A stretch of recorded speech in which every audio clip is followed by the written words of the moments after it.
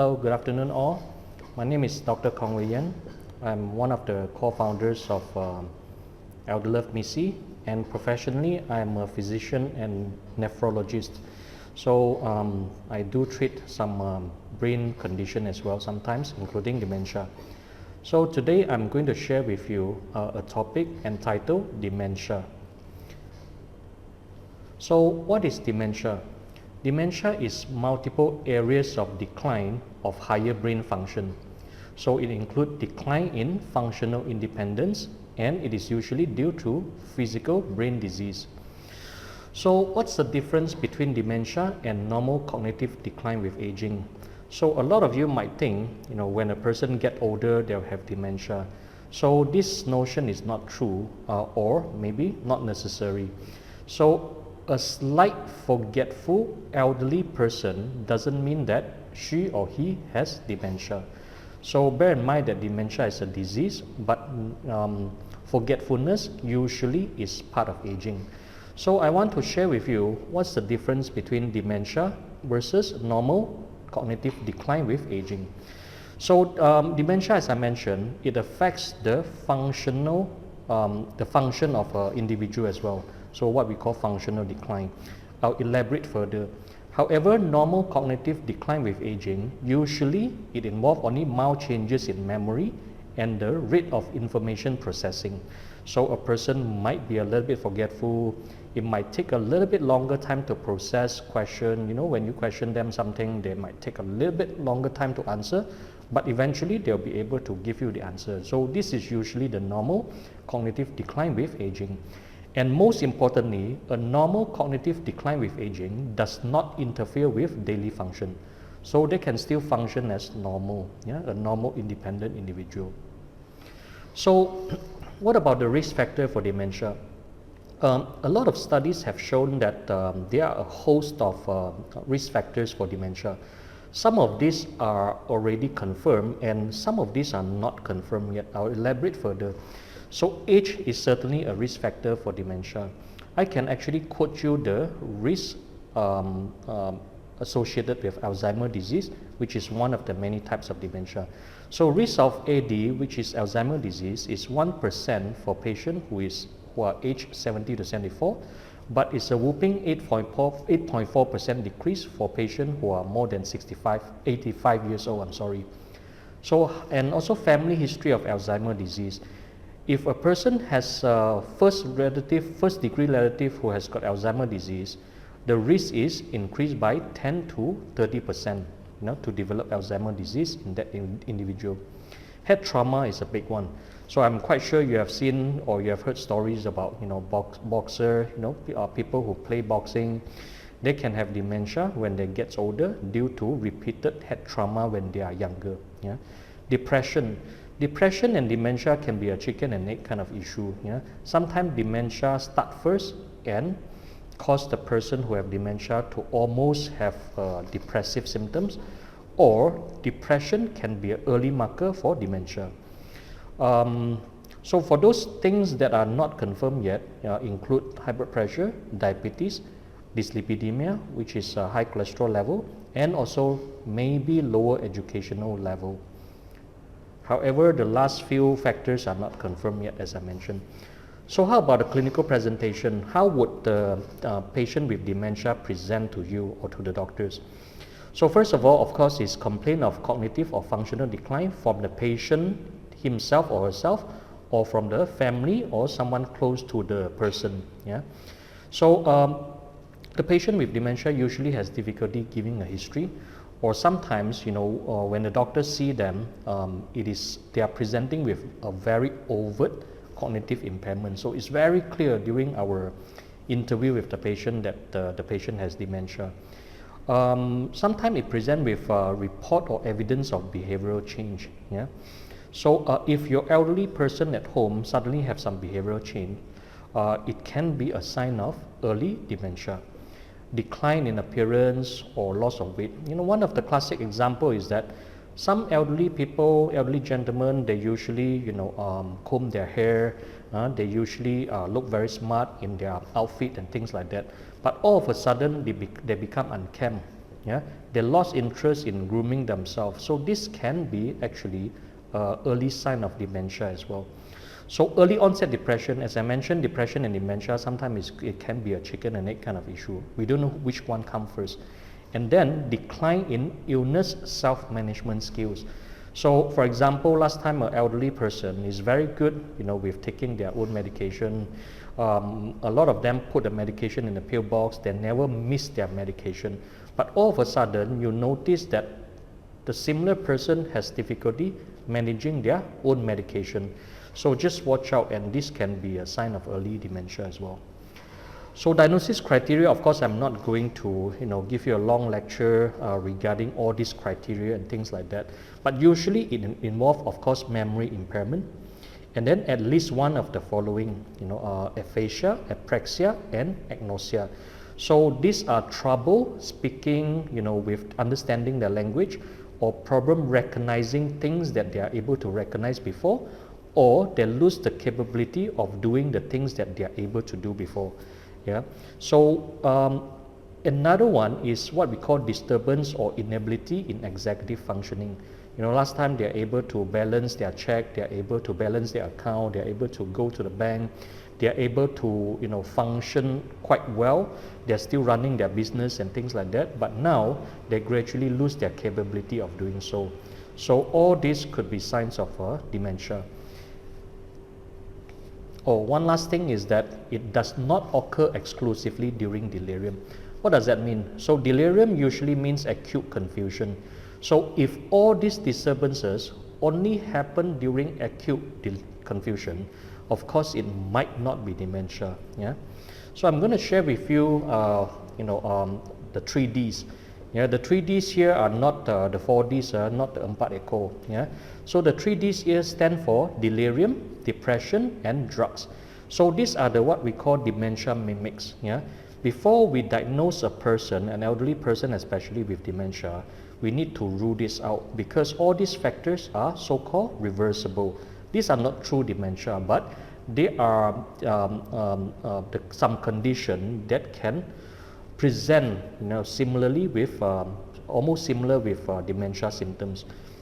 So delirium, which is acute confusion. For example, elderly person who gets some infection, they are very sick and they need to admit to the hospital, and they haven't seen their family members for a few days or even a few weeks in the hospital. They don't know what time it is in the day, if they are in, for example, ICU or in a ward that doesn't have windows. So all this can precipitate acute confusion or delirium in elderly people. So another one is depression. As I mentioned again and again, depression and dementia, sometimes it can be a chicken and egg kind of issue. Geriatric depression sometimes can mimic dementia. Yeah. And also dementia can present with depression in elderly patient. And the third one is of course drugs, including alcohol. Alcohol and a host of medication, including some very common over-the-counter medication, can cause an elderly patient to be confused. So how to identify the so-called 3Ds? These are the questions that we have to ask ourselves. So is patient acutely physically ill? Has problem developed rapidly, or does the patient appear confused or drowsy? So this is to rule out, these questions are to rule out acute confusion or delirium. So the second one is, does patient appear depressed? Yeah, this is to rule out depression. And the third question that we usually want to ask is, has patient recently started any medication known to impair cognition? Is there any evidence of alcohol abuse or misuse? Yeah. So how to confirm cognitive impairment? Usually the doctor, in addition to taking a history, doing a physical examination on the patient to rule out other factors or other medical conditions that mimic dementia, there are a lot of tests that we can do, to weigh in, to make some scoring, so to speak, to determine whether the patient really have dementia or how severe the dementia is. The most commonly used one are 6-SIT score or mini-COG score, and the most comprehensive that we use, including during our assessment with patient with possible dementia, is a test called MMSE, Mini Mental Status Examination. I'll try to elaborate a little bit further. So I'll give you an example of this 6-SIT score, which is a 6-item cognitive impairment test. So it asks you about the year, asks the patient about the year, the month, and their address, what time it is, and then try to count 20 to 1 backwards, say the months of the year in reverse, and so forth. Yeah, then based on all these questions, then we put some scoring. Yeah, we gather a scoring for that patient. And the second one is so-called mini COG, mini cog test. Yeah, so these are more simple. So basically, the examiner will ask the patient a few questions only. The first thing is that the examiner would give 3 words to the patient, usually 3 objects. Yeah. So when we name these 3 things, for example, banana, sunrise, and chair, so ask the patient to repeat after the examiner. Yeah. And then we'll ask them to draw a clock face. After they draw the clock face, then I'll ask them to repeat the 3 words that the examiner asked before, see whether they can remember. So there are some scoring systems that are pre-classified as well that we can use to give marks to this patient according to this test. Just try to look at some of the clock face that some patient with dementia will draw. Yeah, it's just mind-boggling sometimes. Yeah, demented patients sometimes they really cannot, remember the things that they can use to remember before. Yeah? And as you can see, there are multiple severity as well. So this is the one that is most comprehensive. It's called mini mental status examination. Usually there are about 30 simple questions. Yeah. So for example, if they can answer what year, what season, what month, what date, and what time, they score 5 marks already. And then there are other questions to ask the patient about the attention, calculation, ask them to recall some words that we asked before, test a little bit on their language skill, and also ask them to copy a diagram. Yeah? So if a patient score less than 24 out of 30, is very suggestive of dementia. But however, this test has got its own pitfall, or difficulties. Because, as I mentioned, this test, this little test, mini mental status examination, involves some calculation, involves some language skill. So if you ask a patient from very poor educational level, very poor literacy, poor language skill, they might not be able to even understand your question, even if they are not demented. So just use it with caution. Yeah.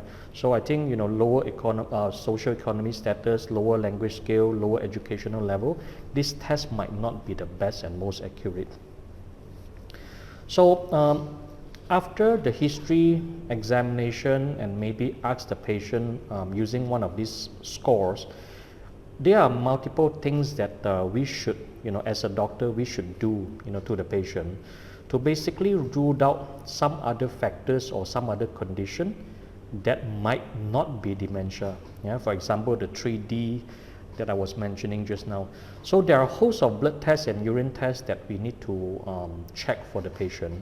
And sometimes when all these blood and urine tests are not conclusive, we might want to include a CT scan or an MRI of the brain as well. So simple cases of dementia can be diagnosed and managed by a general practitioner, or a physician like myself. So if you have a patient who come to see you who is more than 80 years old, very clear progressive decline in cognition and very clear progressive decline in function, then most likely they really have dementia. And then if they have decline duration longer than 12 months and clear abnormal performance on the cognitive test that I just mentioned, I think you can pretty much confirm the diagnosis. But however, as a doctor who see patient with this kind of condition, we must ask question to rule out the 3D, the so-called dementia mimics, so that we don't miss anything. Again, I would like to emphasize that the 3D is not technically part of dementia or types of dementia, but there are conditions that can mimic dementia, and then this condition can be reversible. For example, acute confusion, if it's caused by infection, after we treat the infection, the confusion might go away. same as medication or alcohol use or abuse. Yeah, so all these conditions need to be ruled out before we can safely diagnose dementia for a certain patient. So for example, slow onset, gradual progression, yeah, of dementia symptoms. So usually it's because of Alzheimer's disease. Yeah, all in all, Alzheimer's disease might contribute to about 60 to 70% of all dementia. And then another one which is very common is what we call vascular dementia. So for example, every time when a person has a stroke, the stroke might affect their brain function until it causes some cognitive decline. So a classic textbook description of vascular dementia is actually what we call the stepwise deterioration in the functional status. So every time they have a stroke, a big stroke or mini stroke, their mental status will decrease. Yeah, so you see the stepwise deterioration. After stroke, their cognitive function decline, their functional status decline, and then it stabilizes for a while. After another stroke, it happens again. Yeah. So however, we frequently, in the clinical setting, we frequently see overlap between Alzheimer's disease and vascular dementia. Complex cases, if you're in doubt as a patient, as a family, or even as a doctor who is not a brain specialist, what we call neurologist, you should definitely refer the patient to see a specialist doctor. So those are the things, these are the items that you might want to refer to a specialist brain doctor as early as possible. Number one is younger person. Not to say younger person cannot have dementia, but the likelihood is lower. And then as I mentioned, if a young patient who was a sportsman before, playing boxing, playing football and things like that can cause brain trauma, it is possible that they can have dementia at a younger age. But not usually happen in younger people, yeah, although it can. Uncertain dementia, what do I mean by uncertain dementia? You have got some symptoms suggestive of the dementia that I just mentioned, but you have some other features that suggest otherwise. Yeah, so possible dementia mimics, as I mentioned, depression, drugs, and also deliriums. Yeah. And also what we call atypical dementia. Atypical dementia means that not only the person has dementia symptoms, but they have got problem walking, yeah, they have got urinary incontinence and things like that. So those might mean another condition is happening. Yeah. So risky case or doubtful case, it warrant referral to neurology. So these are the conditions that are red flags. Yeah. These are the risky one. New severe headache. Yeah. It can be a rupture of a blood vessel, yeah, in the brain itself. Okay, so rapid onset dementia of less than 3 months. Something is going on. Most likely is because of delirium or acute confusion rather than dementia. Recent onset seizure. Usual common Alzheimer's syndrome should not have seizure. Yeah, if you have seizure accompanied by cognitive decline of the brain function, it is not usually Alzheimer's disease. It can be a tumor, it can be an infection, it could be something else going on. So focal neurological signs not likely due to stroke disease and possible delirium. So all these are risky cases that warrant an urgent referral to a neurologist. So I'm going to talk a little bit about Alzheimer's disease. Just now I mentioned about 60 to 70, some literature even mentioned 80% of all types of dementia are actually Alzheimer's disease. Yeah. So Alzheimer's disease, in addition to having all the all the dementia feature I was talking about, usually they have memory loss, personality changes, behavioral changes, global cognitive dysfunction, and functional impairment. So usually they have, 2 or even all 3 of aphasia, apraxia, and agnosia, and also functional decline. For example, balancing their accounts and things like that. They usually have some personality or behavioral changes as well, especially towards the middle or end of it. And then sometimes they even have delusion or hallucination. Yeah. So but usually delusion and hallucination, fortunately it happens usually very late in the course of this disease.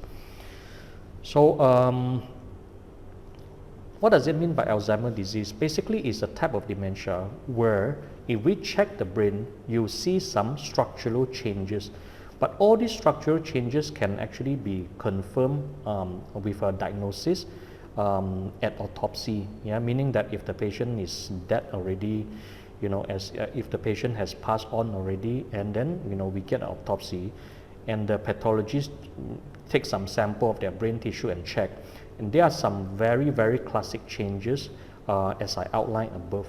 Yeah, but of course we are not going to send everybody for a brain biopsy when they're alive, right? So Alzheimer's disease is basically a diagnosis based on clinical ground, yeah, as I explained. So onset usually near the age of 65 or 70, older age, and usually, as I mentioned, it doesn't have any other focal neurological signs. Yeah, so some patients have a family history of it, especially the first degree relative. If we check an EEG, the electrogram, usually they don't have any specific changes. Yeah. So treatment of Alzheimer's disease. Alzheimer's disease, I wouldn't say it is a completely treatable condition, but there are some medication which might be able to slow the progression of the decline. This medication called donepezil or Aricept has been in the market for maybe 1 or 2 decades or even longer. So this medication is used to manage patients with early Alzheimer's disease in hope to slow down the functional decline. Yeah? So it's a very easy titrable drug. Usually we start with 5 milligram, and then if the patient can tolerate without any side effect, we put them on 10 milligram. Minimal side effect, yeah, this medication. However, this medication can and should only be used in early Alzheimer's. If the Alzheimer's disease is very end stage already, this medication does not have any benefit at all. How about vascular dementia? As I mentioned, vascular dementia is basically a functional or cognitive decline due to strokes. But a person doesn't have to have a big stroke, yeah, a very severe, clear stroke, to present with vascular dementia. But rather, it can happen after some small undiagnosed stroke. Yeah. So when we see the movie, usually when a person has stroke, yeah, they drop down, they become unconscious. But most of the time, actually in clinical setting, especially small strokes, the patient might not have any symptoms at all, or might just have some headache. Yeah. So every time when we have stroke, whether big stroke or small stroke or mini stroke, sometimes the consequence will be some decline in the cognitive function, yeah, because some of the brain tissue get wiped out, due to the stroke. So usually vascular dementia is quite abrupt onset with what we call the stepwise deterioration. Every time after they have stroke, they have some decline in cognitive function, and then it stabilizes for a while, and then the stepwise deterioration happen again after another stroke, and so forth. Yeah. When we do brain imaging for this patient, usually we will find evidence of infarcts, yeah, which is basically strokes. Yeah. So treatment for vascular dementia essentially is stroke prevention. Yeah. So we put the patient on aspirin or any antiplatelet. These are some medication that thin the blood so that patients who are at risk of having strokes would not have another stroke again. Yeah. Or at least minimize the chance for them having another stroke. Yeah. So we have to control our blood pressure, we have to control our diabetes, we have to control our cholesterol. For those who are smoking, we have to stop smoking and things like that. So as I mentioned just now, a lot of overlap, and in fact in the clinical setting, a lot of them are overlap condition between Alzheimer's disease and also vascular dementia. So there are a long list of other types of dementia. I'm not going to burden you, with all this information and all these terminologies. But for example, normal pressure hydrocephalus. Some elderly patient then can present with dementia, gait disturbances, meaning that they don't walk stable all of a sudden without any fracture and anything like that. And then some of them have got urinary problem. Yeah, they cannot control their urination. So if an elderly person suddenly have all this kind of feature, it can be a condition called normal pressure hydrocephalus. Some infection also can cause dementia or dementia-like illness. For example, HIV infection, late stages of syphilis infection, and so forth. So again, I need to keep on emphasizing about some modifiable or reversible causes of dementia. Why I put quote unquote on the word dementia? Because this condition technically are not even dementia, not true dementia. These are the condition, these are the things that can cause condition that mimic dementia. If we catch this early, maybe we can reverse the brain problem, yeah, the cognitive problem. So how about a true dementia? What's the prognosis? So previous estimate of median survival after onset of dementia have ranged from 5 to 10 years. Now it could be a little bit more longer, maybe 10 years, but it also depends on how early we diagnose the disease and how good we are in controlling stroke prevention, in vascular dementia. So no one size fit all, depending on the stages where the dementia was diagnosed, depending on how severe when it was diagnosed, and dependent on which type of dementia, basically. But if we diagnose early, if we try to do damage control, if we try to use the correct medication, if we try to rule out other conditions that mimic dementia and treat those conditions, usually the patient have a better prognosis. So I think a lot of you would have this question. We all heard that ginkgo is good for the brain, right? So there are multiple studies, but most of them are small, non-conclusive study. However, there is a systematic review of 9 double-blind randomized control trial, which are the gold standard for clinical trial. So they test ginkgo biloba for Alzheimer's disease, vascular dementia, and vice versa. So unfortunately, this is not the news you want to hear, I guess. Ginkgo biloba does not provide any clinical improvement. So the conclusion, dementia is a decline in multiple areas of higher brain function, what we call cognition, not just being forgetful. If your elderly parents at home has got some forgetfulness, they answer your questions a little bit slower than 10 years ago, so don't get so alarmed first. Try to seek a clinical opinion first. Go see the doctor, let the expert test whether your loved ones, your elderly loved one has really got dementia. Don't jump to the conclusion so rapidly. And there are many types of dementia, and we need to recognize what we call dementia mimics, so that we don't miss any condition that might mimic dementia but are not true dementia, because these conditions could be treatable. And if anybody is in doubt, if the family, if the patient, if the doctor is in doubt, should refer the patient to see an expert in brain disease, what we call the neurologist, so that they can do the appropriate investigation, try to rule out the dementia mimics, by doing blood tests, urine tests, and also imaging, and maybe more importantly, to treat the early dementia if really dementia is confirmed. So with that, I thank you for your attention.